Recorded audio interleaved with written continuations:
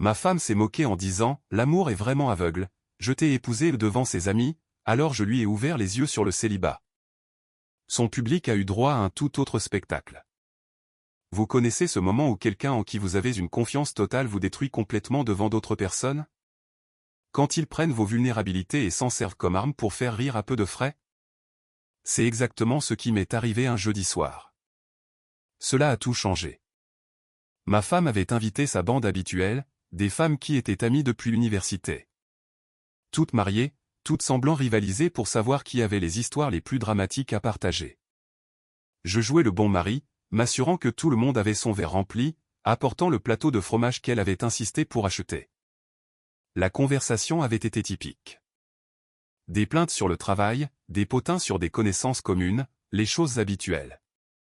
Je retournais vers la cuisine quand j'ai entendu la voix de ma femme devenir plus forte, ce ton qu'elle utilisait quand elle était sur le point de lancer ce qu'elle pensait être une chute mortelle.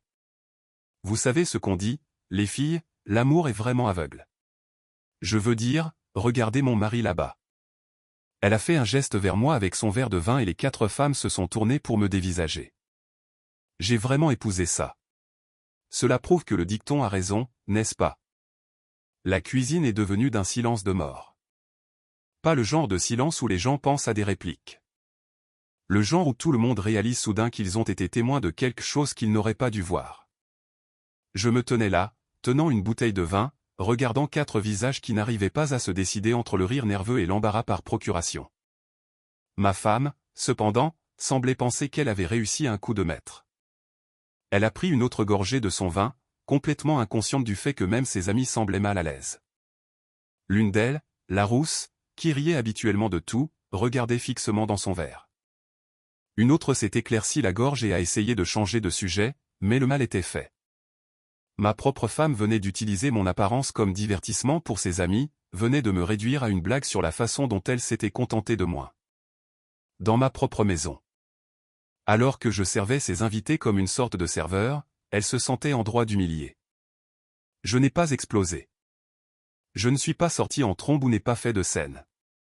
Au lieu de cela, j'ai fini de verser le vin que j'avais apporté, je l'ai posé sur le comptoir, et je suis calmement monté à l'étage. Derrière moi, je pouvais entendre la conversation forcée reprendre. Mais l'énergie dans la pièce avait complètement changé. Dans notre chambre, je me suis assis sur le bord du lit et j'ai laissé la réalité de ce qui venait de se passer pénétrer mon esprit. Ce n'était pas la première fois qu'elle faisait des commentaires sur mon apparence. Il y avait eu de petites piques ici et là au fil des ans, généralement déguisées en blagues ou dites quand elle était frustrée par autre chose. Mais là, c'était différent. C'était une humiliation publique livrée avec la confiance de quelqu'un qui pensait que j'allais simplement l'accepter. 20 minutes plus tard, elle a frappé à la porte de la chambre. Elle n'a pas attendu de réponse.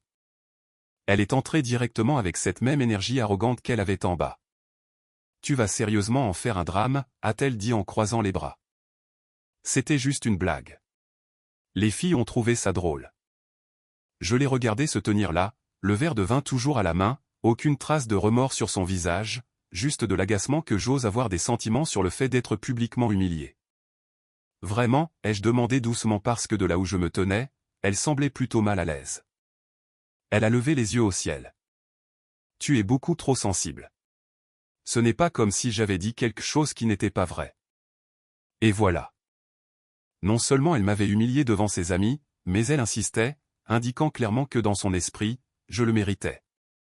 Que mes sentiments sur le fait d'être traité comme une ordure dans ma propre maison étaient invalides parce qu'elle avait décidé que je réagissais de manière excessive. Je n'ai pas discuté avec elle. Je n'ai pas essayé d'expliquer pourquoi ce qu'elle avait fait était mal.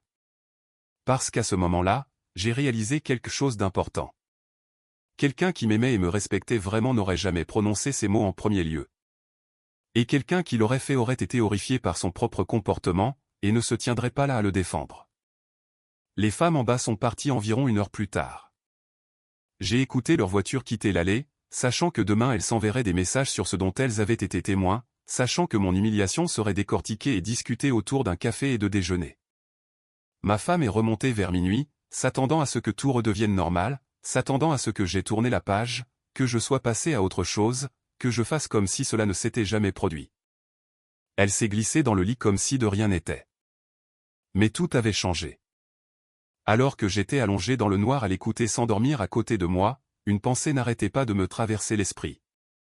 Elle m'avait montré exactement à quel point elle me respectait. Et plus important encore, elle m'avait montré exactement le peu de respect que je m'étais accordé en tolérant cela.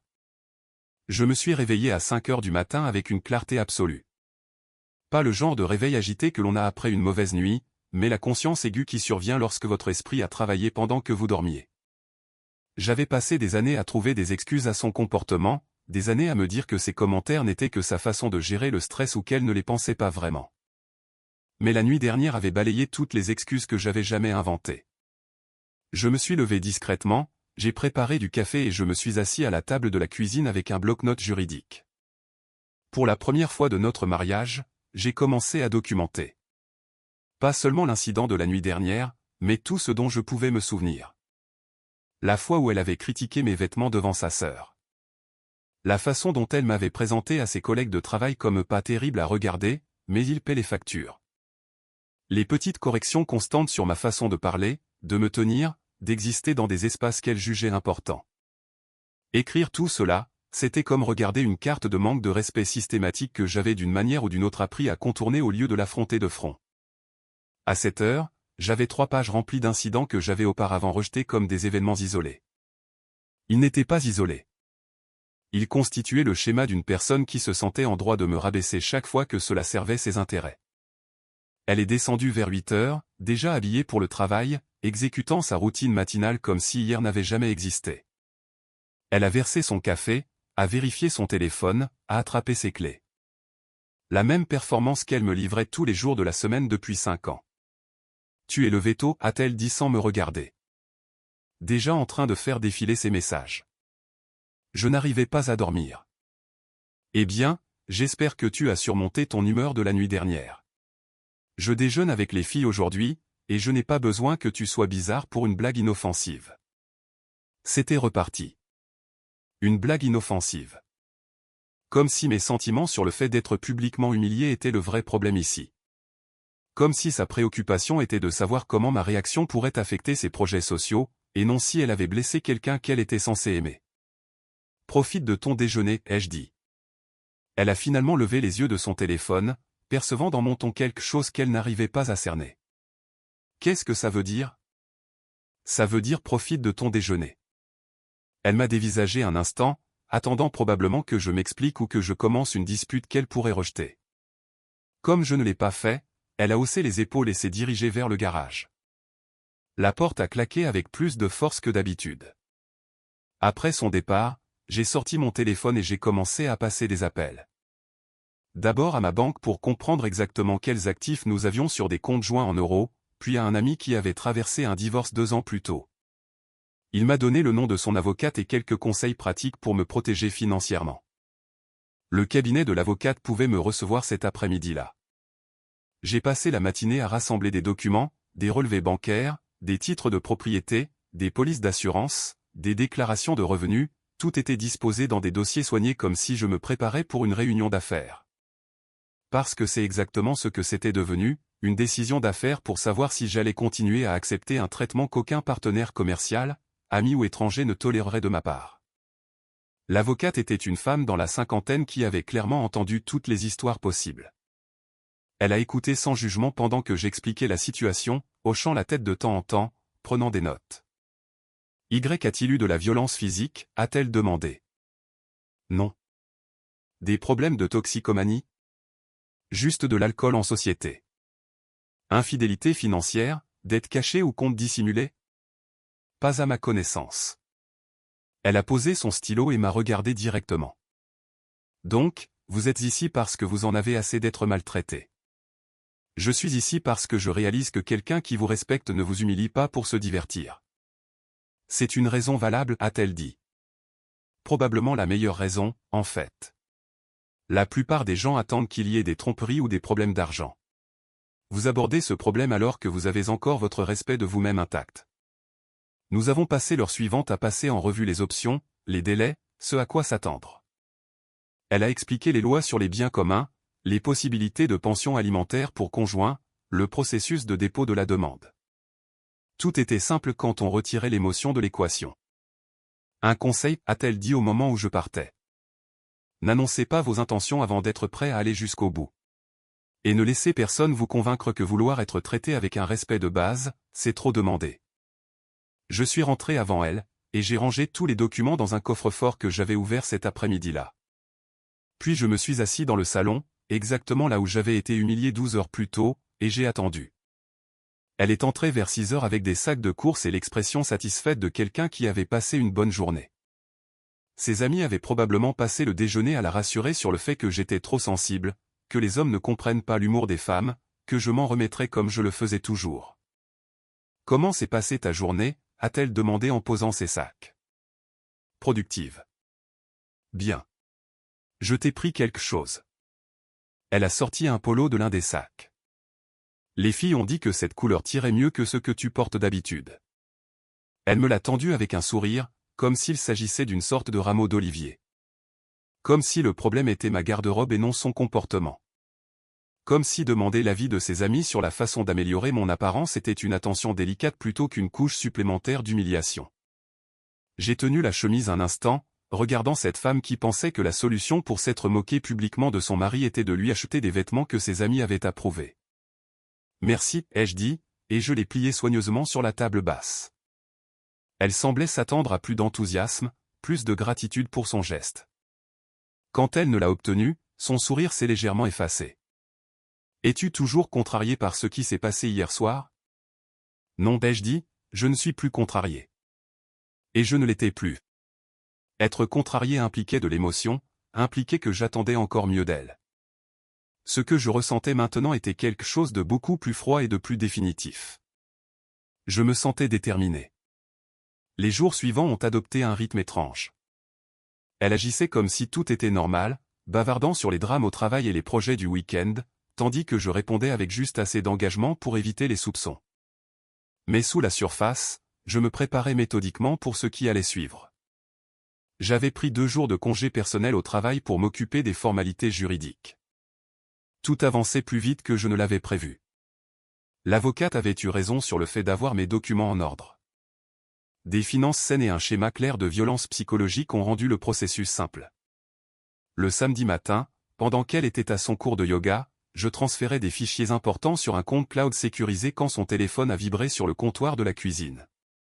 Elle l'avait oublié en se précipitant vers la porte pour rejoindre son instructeur. Je n'étais pas du genre à fouiller dans le téléphone de quelqu'un. Je n'avais jamais ressenti le besoin de la surveiller ou d'envahir sa vie privée.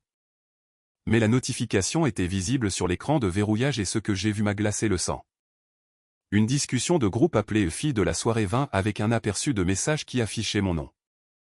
J'ai pris le téléphone. Le message datait d'hier.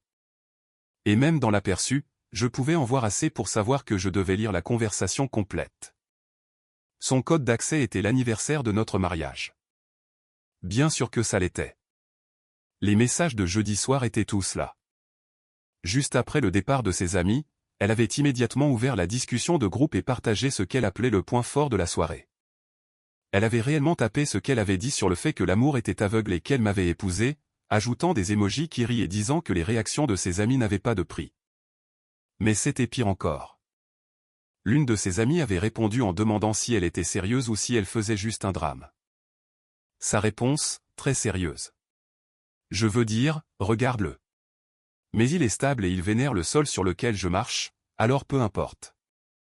Une autre amie avait envoyé un émoji qui pleure de rire et avait dit « Ma fille, tu es sauvage ». Pauvre gars, fut sa réponse, il s'en remettra. Il s'en remet toujours. Ce n'est pas comme s'il avait des options de toute façon. J'ai fait défiler d'autres messages. Ce n'était pas un incident isolé. Il y avait des mois de conversation où j'étais la blague récurrente.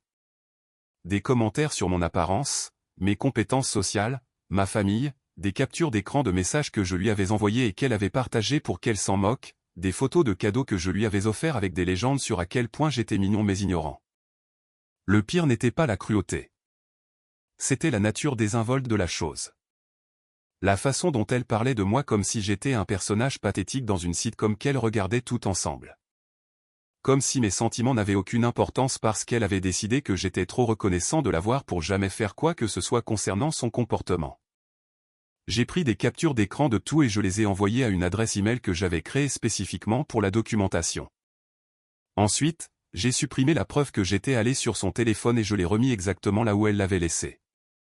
Quand elle est rentrée 1 heure plus tard, en sueur et joyeuse après sa séance de sport, j'étais assis au même endroit, en train de lire un livre. « Comment s'est passée ta matinée ?» a-t-elle demandé, se dirigeant directement vers le réfrigérateur. « Calme, un bon livre. » Elle a attrapé une bouteille d'eau et s'est appuyée contre le comptoir, me regardant avec ce que je reconnaissais maintenant comme un léger amusement, comme si j'étais un animal de compagnie qui avait appris un nouveau tour en ne causant pas de problème à propos de jeudi soir. Je pensais que nous pourrions aller dans ce nouveau restaurant ce soir, celui du centre-ville que tu as mentionné vouloir essayer. C'était un beau geste, ou ça l'aurait été si je ne venais pas de lire comment elle me décrivait comme quelqu'un sans option qui se remettrait toujours de tout ce qu'elle me ferait. Maintenant, cela ressemblait à une récompense pour bonne conduite. Une friandise pour le mari pathétique qui avait accepté son humiliation publique sans faire trop d'histoire. Bien sûr, ai-je dit. Ça me va. Elle a souri et est montée se doucher. Je l'ai écoutée se déplacer là-haut, fredonnant, complètement inconsciente du fait que sa cruauté désinvolte avait été documentée et se trouvait maintenant dans le dossier d'une avocate. Cet après-midi-là, j'ai de nouveau rencontré l'avocate. Elle a examiné les captures d'écran avec le même sang-froid professionnel qu'elle avait montré lors de notre première rencontre, mais je l'ai surprise en train de secouer légèrement la tête. En lisant, elle a dit, « Cela renforce en fait considérablement votre dossier. » Ces messages montrent un schéma de violence psychologique délibérée et d'humiliation publique. Ils démontrent également qu'elle considère le mariage comme transactionnel et n'a aucun respect pour vous en tant que personne. Combien de temps avant de pouvoir déposer la demande ? Je peux avoir les papiers prêts d'ici mardi. Voulez-vous procéder à la signification ? Oui. Une préférence sur le moment ou le lieu ? J'ai repensé à cette discussion de groupe, au mois passé à être leur divertissement. À la certitude qu'elle avait que je ne me défendrais jamais parce que j'étais censé n'avoir aucune autre option. Je veux qu'elle soit assignée jeudi soir prochain vers 7:00. L'avocate a levé les yeux de ses notes. Une raison particulière pour ce moment-là ? Elle organise à nouveau une soirée vin. Les mêmes amis, la même routine. Je veux qu'elle voie tout exactement ce qui se passe quand quelqu'un arrête enfin de tolérer son comportement. Un petit sourire a traversé le visage de l'avocate. Je peux m'en arranger. L'huissier aura besoin de l'adresse exacte et d'une confirmation qu'elle sera chez elle. Elle sera chez elle. Elle ne manque jamais une occasion de divertir son public. Ce soir-là, nous sommes allés dîner comme prévu. Elle était de particulièrement bonne humeur, surfant probablement encore sur la vague des réactions positives de ses amis à l'humiliation de jeudi. Elle a parlé de travail, a fait des projets pour le week-end suivant, a discuté de vacances qu'elle voulait prendre à l'automne. J'ai écouté et j'ai répondu de manière appropriée, mais j'avais l'impression de regarder sa performance de très loin. Chaque sourire, chaque rire, chaque référence désinvolte à nous et à notre avenir sonnait creux quand je savais comment elle me voyait vraiment.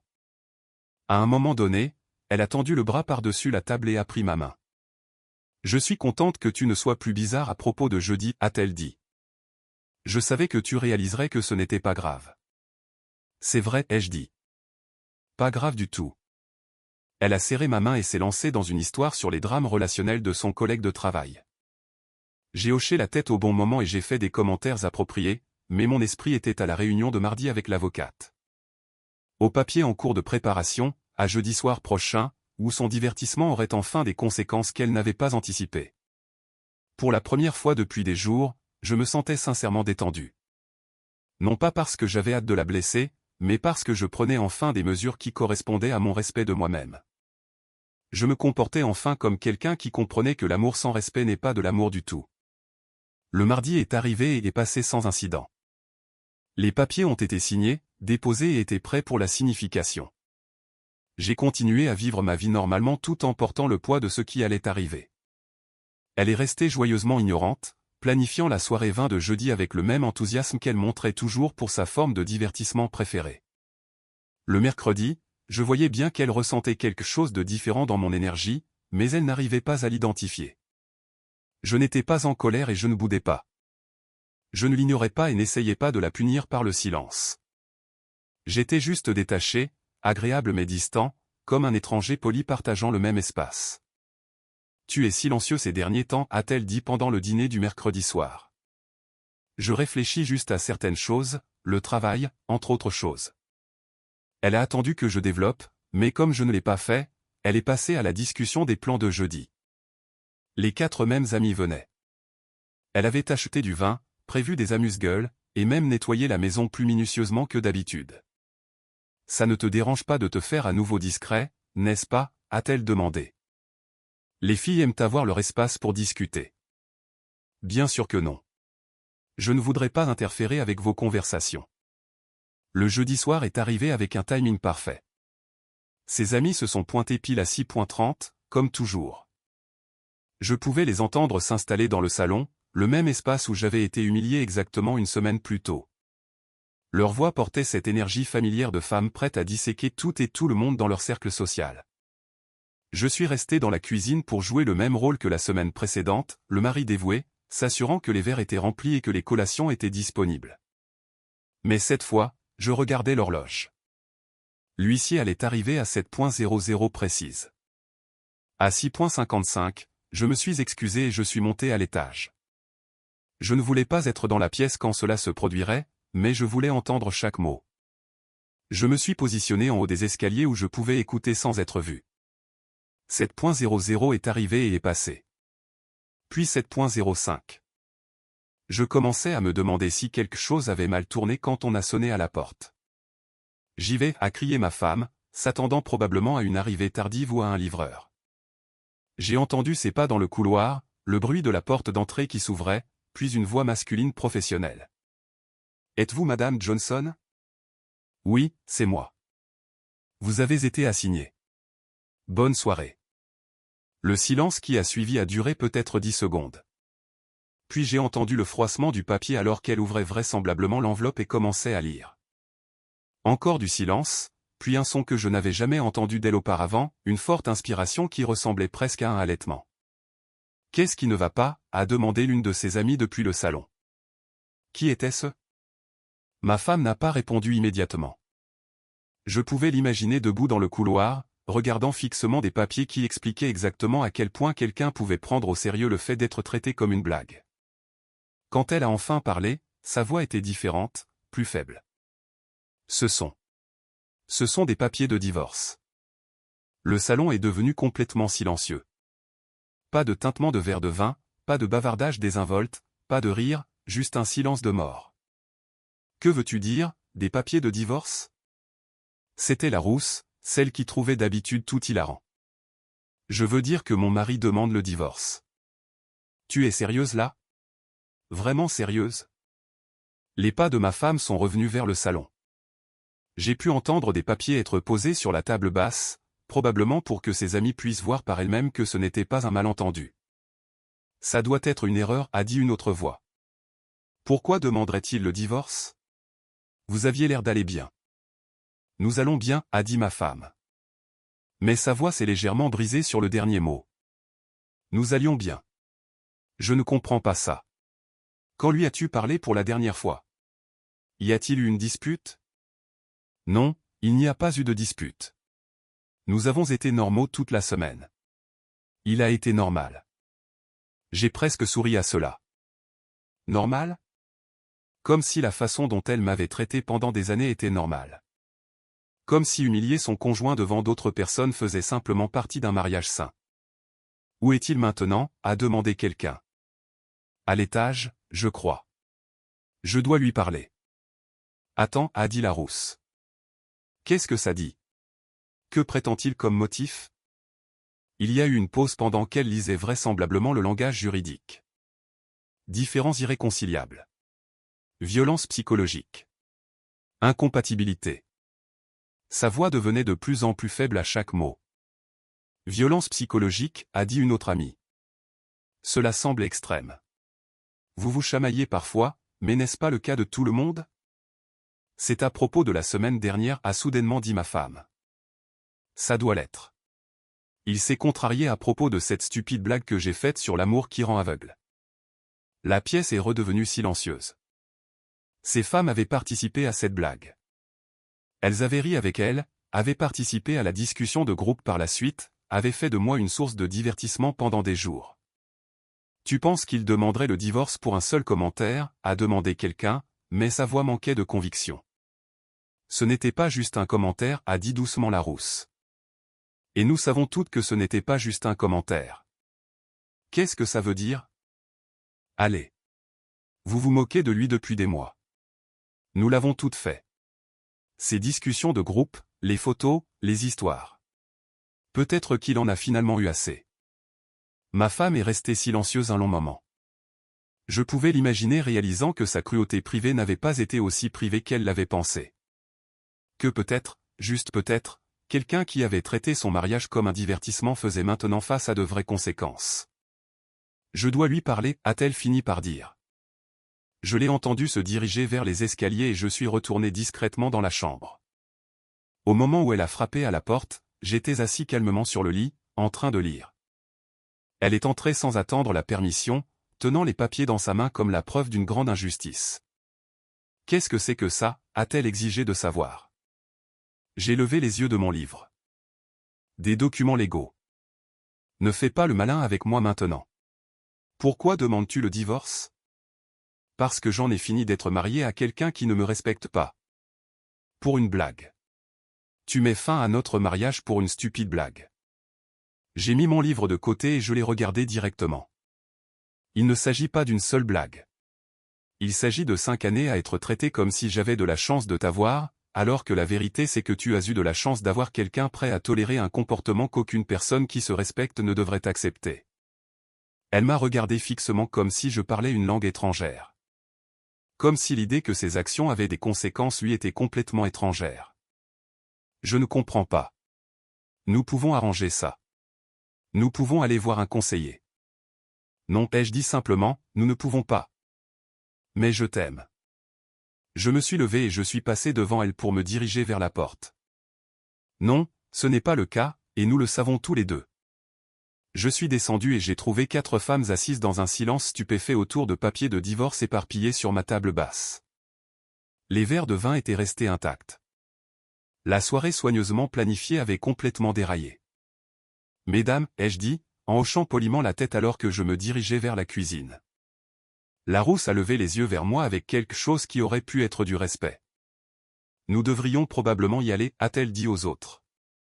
Non, attendez, a dit ma femme, se précipitant dans les escaliers derrière moi. Ne partez pas. C'est juste un malentendu. Mais ses amis rassemblaient déjà leurs sacs à main. La dynamique avait complètement changé. Ce qui avait été un espace confortable pour se moquer de maris absents était soudain devenu une scène de crime où elles étaient toutes des témoins potentiels. Appelle-nous demain, a dit l'une d'elles maladroitement, donnant à ma femme une rapide étreinte avant de se diriger vers la porte. En l'espace de 5 minutes, elles étaient parties, laissant ma femme seule dans le salon avec les papiers qui prouvaient que son divertissement avait enfin trouvé à qui parler. C'est de la folie, a-t-elle dit, me suivant dans la cuisine. Tu ne peux pas juste mettre fin à un mariage sans en parler d'abord. J'ai essayé d'en parler jeudi dernier. Tu m'as dit que j'en faisais un drame. C'était différent. C'était juste un moment de frustration. Je me suis tourné pour lui faire face. Montre-moi ton téléphone. Quoi? Ton téléphone. Montre-moi la discussion de groupe avec tes amis. Son visage a pâli. Je ne sais pas de quoi tu parles. La discussion aux filles de la soirée 20. Où tu as partagé ce que tu avais dit sur moi. Où tu m'as qualifié de stable mais pathétique. Où tu as dit que je n'avais aucune option et que je me remettrais de tout ce que tu me ferais. Elle a ouvert la bouche, puis l'a refermée. Pour la première fois de toute notre relation, elle n'avait pas de réplique rapide, pas de moyen de détourner l'attention, pas de moyen de me rejeter la faute. Tu as fouillé dans mon téléphone. Tu l'as laissé déverrouillé avec les notifications visibles. Mais là n'est pas la question. La question est que tu m'as systématiquement humilié pendant des mois, et tu pensais que je ne le découvrirais jamais ou que je ne ferais jamais rien à ce sujet. C'était des conversations privées entre amis. À propos de ton mari. Dans ta maison. Après m'avoir humilié devant ses mêmes amis. Elle s'est assise lourdement à la table de la cuisine, comprenant enfin que ses tactiques habituelles n'allaient pas fonctionner. Nous pouvons arranger ça. Je m'excuserai auprès des filles. Je supprimerai la discussion de groupe. Je ne dirai plus jamais rien de tel. Tu passes complètement à côté du sujet. Alors explique-le-moi. J'ai tiré la chaise en face d'elle et je me suis assis. Le problème n'est pas que tu aies dit ces choses. Le problème est que tu les crois. Tu penses sincèrement que je suis pathétique. Que j'ai de la chance de t'avoir. Que je n'ai aucun respect pour moi-même ni aucune option. Et tu sais quoi? Tu avais raison pour la partie sur le respect de soi. Jusqu'à maintenant. Je ne pense pas que tu sois pathétique. Si, tu le penses. Tu as passé 5 ans à tester le niveau d'irrespect que je pouvais tolérer. Et chaque fois que je n'ai pas réussi à fixer des limites, tu as poussé plus loin.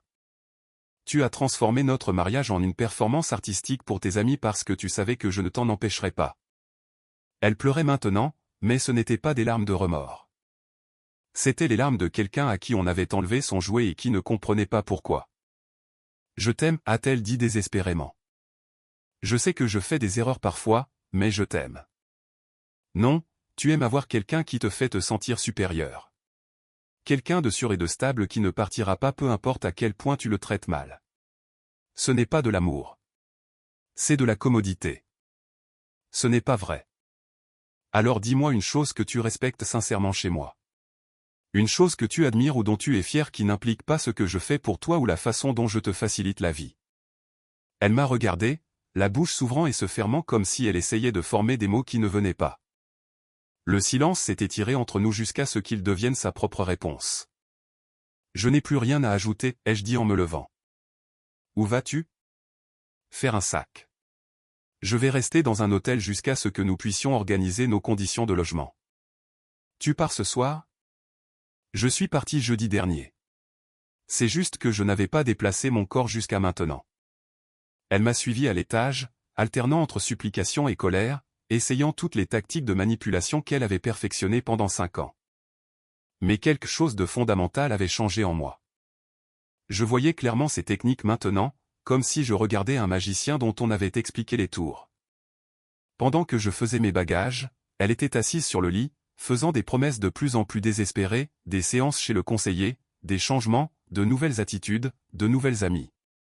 Tout sauf la seule chose qui aurait pu avoir de l'importance une semaine auparavant, une véritable responsabilisation pour la personne qu'elle avait choisi de devenir. C'est vraiment la fin, a-t-elle demandé alors que je fermais ma valise. Tu vas vraiment jeter 5 années pour des sentiments blessés? Je l'ai regardé une dernière fois. Je ne jette rien. Je ramasse enfin quelque chose de précieux que j'avais laissé tomber quelque part en cours de route. Qu'est-ce que ça veut dire? Mon respect pour moi-même. 6 mois plus tard, j'étais assis dans mon nouveau chez-moi, lisant le jugement de divorce définitif. Rupture nette, pas de drame au tribunal, tout s'est réglé exactement comme mon avocate l'avait prédit. Elle a d'abord essayé de faire traîner les choses, espérant que je changerais d'avis, mais a fini par accepter la réalité lorsque son avocat lui a expliqué que son schéma documenté de violence psychologique rendait tout combat inutile. La maison s'était vendue rapidement. Nous avions tout divisé en deux, ce qui nous laissait tous les deux financièrement stables en termes d'euros, mais obligés de nous reconstruire séparément.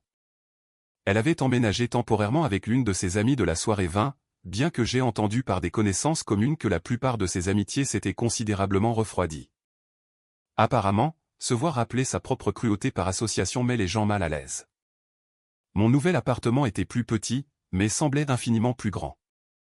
Des lignes épurées, mon choix de meubles, plus besoin de marcher sur des œufs de peur que cela ne devienne de la matière pour le divertissement de quelqu'un d'autre.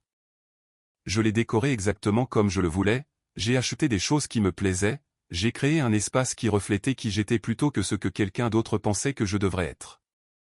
Mon travail s'était considérablement amélioré. Mes collègues ont remarqué le changement de mon énergie, de ma confiance en moi lors des réunions, de ma volonté de prendre la parole lorsque je n'étais pas d'accord avec des décisions. Une promotion et plusieurs nouvelles amitiés plus tard, j'ai réalisé à quel point mes doutes sur moi-même avaient occupé de la place dans tous les domaines de ma vie. Les rencontres n'avaient pas été une priorité, mais c'était arrivé naturellement. Les femmes réagissaient différemment à quelqu'un qui se comportait avec une véritable confiance en soi plutôt qu'avec la gratitude désespérée de quelqu'un qui se croyait chanceux d'être toléré. La différence était remarquable et révélatrice. Mon ex-femme m'avait contacté 2 fois depuis que le divorce avait été finalisé. Les 2 fois par message. Les 2 fois avec une variante sur le fait que je lui manquais et qu'elle avait fait une erreur. J'avais répondu poliment mais brièvement, puis j'avais supprimé les conversations. Certains ponts, une fois brûlés, sont censés le rester. La véritable révélation était survenue 3 mois après mon déménagement. Un ami commun a mentionné l'avoir vu dans un restaurant, se plaignant bruyamment à son rendez-vous de son ex-mari ingrat qui ne supportait pas la plaisanterie. Elle était déjà en train de modifier le récit, se posant en victime de l'hypersensibilité de quelqu'un d'autre. Cela a confirmé tout ce que j'avais réalisé sur son caractère. Même la perte d'un mariage ne lui avait pas appris la différence entre la cruauté et l'humour, entre l'amour et le contrôle. Elle restait attachée à cette version de la réalité où les réactions des autres à son comportement étaient le problème, et non le comportement lui-même. Cette même semaine, j'avais croisé la rousse de son groupe d'amis dans un café. Elle s'était approchée avec hésitation, clairement mal à l'aise, mais déterminée à dire quelque chose. « Je te dois des excuses » avait-elle dit simplement. « Nous t'en devons toutes. Ce à quoi nous avons participé n'était pas correct, et je suis désolé qu'il ait fallu ton divorce pour que ce soit évident. » C'était plus de responsabilisation que mon ex-femme n'en avait jamais montré, et je l'ai respectée pour cela. « Merci » avais-je dit. « Ça veut dire quelque chose. Pour ce que ça vaut, tu as géré tout cela avec plus de classe que ce qu'aucune d'entre nous ne méritait. » Elle avait raison. J'avais géré cela avec classe, non pas parce que j'essayais d'être la meilleure personne, mais parce que j'avais enfin compris ma propre valeur et agi en conséquence. Le désespoir rend les gens laids. Le respect de soi les rend élégants. En y repensant maintenant, je pouvais voir tout le schéma clairement. Des années de petites concessions, de minuscules compromis, de petits moments où j'avais choisi la paix au détriment des principes. Chacun d'eux lui avait appris que mes limites étaient négociables, que ma dignité était facultative, que mes sentiments étaient secondaires à son divertissement. L'humiliation du jeudi soir n'avait pas été une aberration. C'était la conclusion inévitable d'une relation où le confort d'une personne comptait plus que l'humanité de l'autre. Mais ce fut aussi le catalyseur de la décision la plus importante que j'ai jamais prise. Le choix d'arrêter d'accepter un traitement inacceptable. Le choix de m'accorder assez de valeur pour m'éloigner de quelqu'un qui ne le faisait pas. De nos jours, je dors mieux, je ris plus et je prends des décisions en fonction de ce que je veux plutôt que de ce qui pourrait éviter un conflit. J'ai appris que le respect n'est pas quelque chose que l'on gagne en étant parfait, reconnaissant ou commode. C'est quelque chose que l'on impose en refusant d'accepter moins. Mon ex-femme m'a appris quelque chose de précieux, bien que ce ne soit pas ce qu'elle avait l'intention de faire. Elle m'a appris que l'amour sans respect n'est qu'une manipulation élaborée. Que quelqu'un qui vous apprécie vraiment n'a pas besoin d'un public pour assister à votre humiliation. Que le respect de soi n'est pas égoïste, c'est essentiel. Elle avait eu raison sur une chose dans cette discussion de groupe. Je n'avais vraiment pas d'option à l'époque. Mais ce n'était pas à cause de mon apparence ou de ma valeur en tant que personne. C'était parce que je ne m'étais pas donné la permission d'avoir des options. Maintenant, j'ai beaucoup d'options, et la sagesse de choisir des personnes qui voient ma présence dans leur vie comme un privilège, et non comme une blague.